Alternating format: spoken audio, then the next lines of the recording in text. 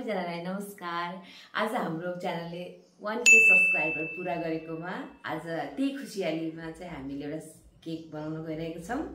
त्यो चाहिँ homemade cake हो अनि त्यसैको सेलिब्रेसन चाहिँ हामी गर्दै छौं र त्यसको सबै प्रोसेस हामी देखाउँछौं तपाईहरुलाई। अनि तपाईहरुको धेरै माया साथ सहयोगले गर्दा आज हामी 1K सब्स्क्राइबर पूरा गर्न सफल भएका छौं। यस्तै साथ दिँदै जानु होला र नयाँ युट्युबरहरु पनि नआत्तिनु होला। बिस्तारै बिस्तारै ग्रो हुँदै जान्छ, आफू चाहिँ अगाडि बढ्दै जानु होला। गाइस अब हामी केक बनाउन सुरु गर्दै छौं। आज बनाना केक गराउने यहाँ केरा राखेको छु।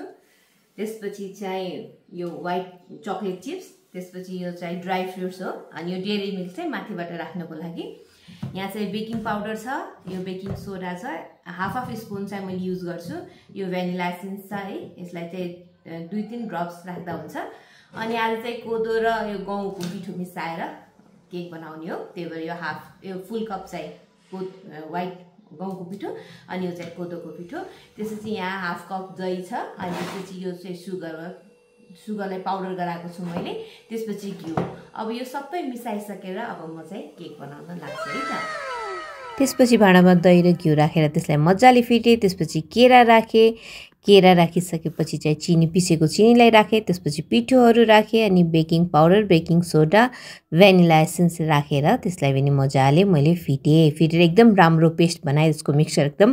त्यसपछि चाहिँ व्हाइट चकलेट र ड्राई फ्रुट्स राखे। त्यसपछि अर्को भाँडोमा चाहिँ मैले तेल घिउ लगाएर त्यसपछि सबै मिक्सरलाई चाहिँ त्यहाँ खनाइदिएपछि माथिबाट व्हाइट चकलेट राखिदिए।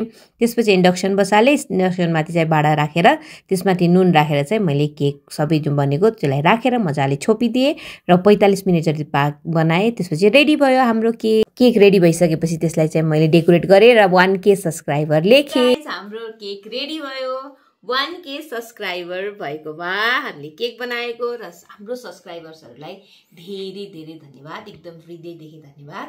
यस्तै हामीलाई साथ सपोर्ट गर्दै गर्नु होला अनि हाम्रो च्यानललाई अझै बढी साथ दिनु होला। अझै हाम्रो सब्स्क्राइबर्स बढ्दै जाओस्, 100K 200K हुँदै जाओस् हजुरको साथ र सपोर्टले। र यो सेलिब्रेसन चाहिँ बुढाबुढी मिलेर हामी सानो सेलिब्रेसन गर्दैछौँ। ल अब म चाहिँ केक काट्दैछु है त। यो होममेड केक हो गाइज। अब जस्तो भए पनि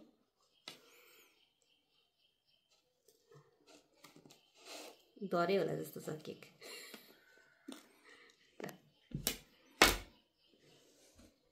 ल लिऊ है त। पछि म आफै लिऊ हुन्छ। लिएको है त गाइज।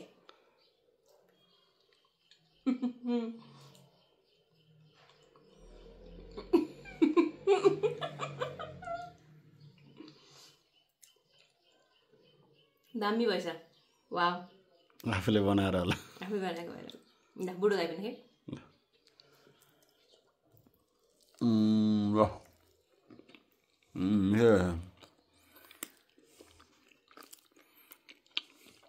ल काटेर खुवाइदेऊ न।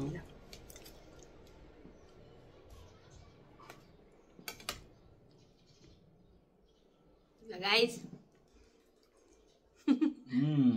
वाउ, हामीले